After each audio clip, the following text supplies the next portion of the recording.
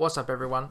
I hope you're all doing really great. This is just a really brief intro because the footage I have for this first match actually starts a round in, and it would be a very sudden way to jump right in. This is match analysis. I'm going to be breaking down some matches for Leo as she went between Warrior to Vanquisher. In today's episode we go from Vindicator to Juggernaut. Most of the matches are against the Lee player, and right at the end we face Akuma. So let's cut straight into it like... So in this first match we had already played a few matches together, so we'd already collected a few reads on each other. He doesn't expect the second hit of back 4-1+2 there. You can see here that he's getting predictable with his keep out tools with back 4 there, so I get a nice whiff punish, carry him to the wall. Get the full wall combo with the K&K 3-4. He tries to block a low, I go for the mid, and once again. So I've got another read on him here where he doesn't want to block mid at the wall. At the start of this next round you're going to see me get caught with a counter hit from the second hit of forward 4-3 from Lee, which is a really cool delayable counter hit straight. And as you can see, he gets a really nice combo here. I love Lee combos, so I don't mind losing to something like that. Here the Lee player activates his armor move in between the first and second hit of back 1-4, making K&K2 guaranteed. I then get a counter hit with my next back 1, but for some reason the combo drops and that loses me the round. So we're now down 2-1 in rounds in this next game. I tried to start this next round with a down 3 to high crush, as the Lee player had been starting with jabs a lot, but he goes straight for a hop kick, and thankfully for me he messed up the combo. I'm pressuring towards the wall here. That move is Lee's up forward 3+4 and it's plus on block, so I go for a single backdash but miss my whiff punish. Here, I sidestep cancel the crouch dash out of K&K to go for the hell sweep to push further towards the wall. The armor crush through the pressure there, and the knee hits from... At the start of this next round, I look to bait out another hop kick into a whiff punish, but I do miss the whiff punish here. Thankfully it was one of those times where I had it on my mind, so I immediately collect the whiff punish on his next move. Push towards the wall with some pressure here. You see there that Lee's forward 3+4 actually recovered fast enough for him to block after I armoured through the hit, which looks crazy to me. Counter hit back 1 there. Can't get any more at the wall. Armour through that pressure again. And I changed 2 down forward 1s there for some pressure mids to end the round if he tried to hit something too slow or go for a low. So, to recap the first game, I feel like I got caught with a couple of grabs. I wasn't too happy about that. The Lee player could be a little bit predictable, so I am actually better off hanging back a bit. My natural inclination is always to pressure, but I am better off in this matchup trying to bait out some stuff, collect a combo, get him to the wall, because he hasn't dealt with my wall game very well so far. So my main goal, as always, is to push towards the wall, and in my opinion, in this matchup, I'm best to do that, looking for whiff punishes with down forward 2, which is an excellent ranged launcher with Leo. In this first round of the second game, I immediately collect a magic 4 with Leo and go into forward 2-2, which is in no way optimal, but it works. I then get another counter hit with back 1 because my opponent went for a wake up kick. Here I should have ducked the 2-1-4, as the only options that come out of 2-1 for Lee are high or a low, so there's no reason not to duck or even to try and low parry there. In the next round I go for the armor move, which has some evasive properties as well as being able to get through highs and mids obviously. I did not get hit by the forward 4-3 there, and I used the minus frames to go for a hell sweep. No confirmation of the float there for a combo. Nice combo to carry to the wall here and finish off the second round. Watching this back now, I feel like I was going for too many armor moves, but they were working. No duck on the second hit of forward 2-1 there, breaking my own rules from my top 10 videos. Nice whiff punish with the forward 4-3 there to the wall, and the K&K 3-4 for pressure. That 2+3 there should have been a down forward 2+3, which would have worked as he didn't block low. I go for the homing mid and the wall splat, and once again he does not want, he really thinks I'm going to go for a low there, so he gets caught with the mid wall splat into the end of the second game. I immediately get caught with 2-2-3 here, which is an 11 frame counter hit confirmable string for Lee, which is amazing. Get the plus frames off of the K&K 4 there, and as you can see I'm going for little lows to chip away and push towards the wall. My goal is always to push you towards the wall. I am a true Leo player in that way. I just want to oppress you at the wall with her broken wall game. Another forward 2-1 that I did not duck here. He uses the pushback to whiff punish me with a hop kick, which is a really powerful tool for Lee. Using the pushback of the forward 2-1 to bait out whiffs is really powerful, and something that immediately as soon as I've seen it I need to be looking out for. I respect the plus frames off of up forward 3+4 again. Taking my own advice here and looking for a whiff and get a nice whiff punish, but there's a huge lag spike that makes me drop my combo. You'll see here that the Lee player is not hit confirming forward 2-1 or trying to confirm a whiff before going for the hop kick. I don't get the whiff punish on the hop kick, but I do get a counter hit on the second hit of up forward 1-1 and push towards the wall. Armor move to get through there. The trade after the plus frames on the running 3-4 from Lee, and I armor through the second hit of while standing 2-4, which is something that you can do. Here I used the down jab to get into full crouch to go for the full crouch sweep to see if it's something he was going to react to, and he didn't. I'm using up forward 1 as well as jabs here to confuse him for the animation. That's how I'm able to collect a counter hit with the second hit of up forward 1-1. I went for an armor move there and he got there first, and I used another armor move there, that time successfully. Once again I'm using them too much, but they are working in this matchup. He didn't get the punish on my down forward 2 there, and then he was doing a lot of whiffing. I go for the super, but he used a move. At the start of this next round, I'm thinking, right, he's been going for jabs a lot. I'm going to go for down back 3 and try to crush it for a huge launch. Doesn't work out for me that time. No punish on the hop kick for me there. I go for the normal grab and that lands. He does a good job of blocking the low after forward 4-3, but the wrong punish. Once again, unfortunately, I got caught with the counter hit on the second hit of forward 4-3. And he ends up taking that game. And then he decides to taunt on me, which you know I'm not very happy about. It really isn't the kind of thing that upsets me, but it is the kind of thing that makes you want to get one back on your opponent. So we go straight in for the rematch. I was getting caught with too many Lee specific tools in that final round. This is what I'm saying to myself. I'm not ducking forward 2-1. I'm not dealing with him looking for a whiff punish after forward 2-1 on block with the pushback correctly. I've got caught with the counter hit on the forward 4-3 from Lee a couple of times. These are all specific matchup problems with Lee, and they are things that going into this set I knew about Lee, but they can be hard to react to. So they're now something I'm really going to be looking for in this next matchup. So let's see how I do. The Lee player has got himself some confidence now. He has 2 wins in a row at this point, and he's coming forward, he's pressuring. I jabbed after the minus frames. I'm trying to be patient. I looked for a hop kick there. That time I do duck the higher after forward 3-3-3-3-3-3-3-3-3-3-3-3-4. I float with the down forward 1 and look to carry towards the wall. Don't quite reach it that time. The forward 3 gets the knockdown. Now is at the wall, dealing with K&K pressure. Bok 2 for the huge damage launch, and that's the first round.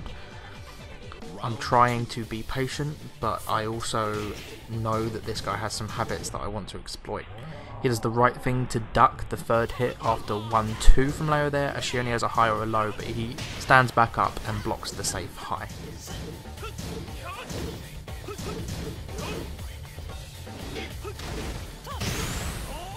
Get hit with a counter hit low there, which gives the sweep guaranteed. I get the wake up kick into a combo to push towards the wall.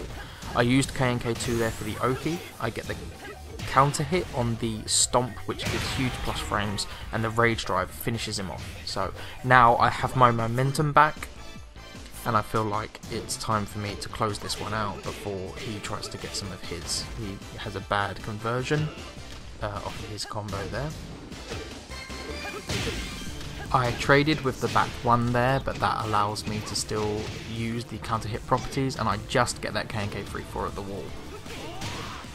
I was using far too many spring kicks in these last couple of games, and that time I got baited into a nice whiff punishment by my opponent. managed to crush with box stance there and closed out that game with the armor move into the mini combo follow-up. One of my strengths as a Tekken player, in my opinion, is my ability to make reads on not just the moves that my opponent likes to use, but in what situations, in what ranges they are the least comfortable, and then trying to push that on them. Which is why I like to use characters who have tools everywhere. I don't tend to go towards the specialists in Tekken too much. I like characters who have tools for every situation so that I can pick out what my opponent doesn't like and try to force that kind of a match onto them. So at this point I feel comfortable when I'm in my opponent's face and I'm pushing. I feel like my mix-ups are working, and I also know that at range he can be a bit predictable with his keep out tools. So all I'm really worried about is getting caught by grabs and trying not to run into counter hits like I did right there. And you have to check out this combo that he hits, it is amazing. I love lead combos. I really can't be sad about losing a round in which I take a combo like that. So much damage, you work hard for it. I go under a high with box stance here, and I want to point out the combo that I used. After the delayed hop kick, I actually used forward 2 to take advantage of the scaling you get early on in the combo for damage, because I knew that I would be easily close enough to the wall to still convert with the KNK2 to get the right wall combo. In the previous round you saw me get hit by a while standing 2-4 into a counter hit launch. My opponent went for it again this time, but I didn't run into it like an idiot. Even after ducking KNK1, which is a high, my opponent never really learnt to deal with me using that to go down into box stance. I consistently crushed the options he would be going for and managed to get a lot of free damage with this. Another missed down back 3 at the start of the round there. I see that Lee is hanging out in Hitman stance and decide to get him with the 4-4-2 and then another one for the whiff punish. And a third one just to be cheeky, but it didn't work out. Counter hit on the up forward 1-1 there. Get hit by another of Lee's command grabs, and a really scrubby spring kick for me works out there and it gives me that round. Get hit by the second hit of 4-1, still not ducking that, which is really disappointing. Round 3. Here I block another one and look for the hop kick, as that's been his tendency. He goes for a down forward 1, so I decide I can go in, and this time he actually goes for the hop kick afterwards. I still don't necessarily feel like he confirmed that I whiffed, but he at least did something different and it worked out for him.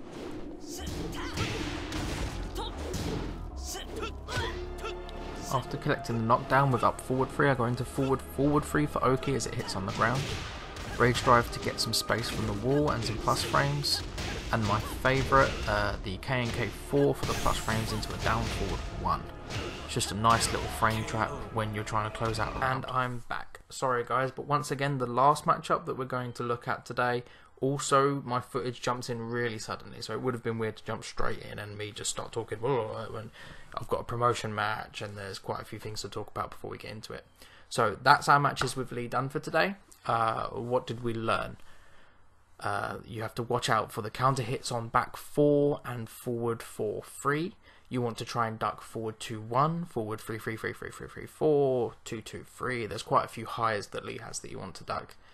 And yeah, against that particular player, I wanted to bait out the keep out tools and whiff punish, get in his face and pressure because he wasn't comfortable with it. I didn't do too well with breaking throws. I did too many spring kicks. So I feel like I was playing a little bit panicked, and you're going to see a lot more of that as I go into a promotion match to Juggernaut next. But yeah, now that we've said that, as I go into this match against the Akuma player, he's not only at Juggernaut himself, but he also has a promotion match to Juggernaut. And you will be able to see in the way that I played that I was a bit nervous, I was a bit panicked, but I feel like I kind of pulled it together towards the end. So yeah, spoilers, I win. But yeah, let's get into that now. So as you can see, the footage jumps directly in. This Akuma player is on a 3-fight win streak and he has his promotion to Usurper. We're both spacing out here. I get caught by that fireball. Ultimate tackle.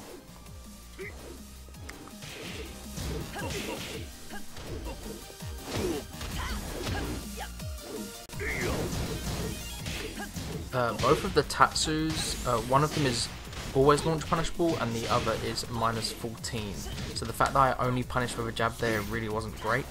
You saw I went for the down forward 1 after the wall break for the Oki because I thought that that down 4 would kill, but it didn't. At the start of that round there's a cool moment where I armor through his uppercut and it goes up into the sky.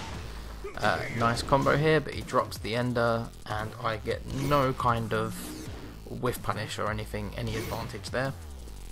And he even recovers the wall position but then puts himself against it. Second hit of while standing for 1+2 hits there.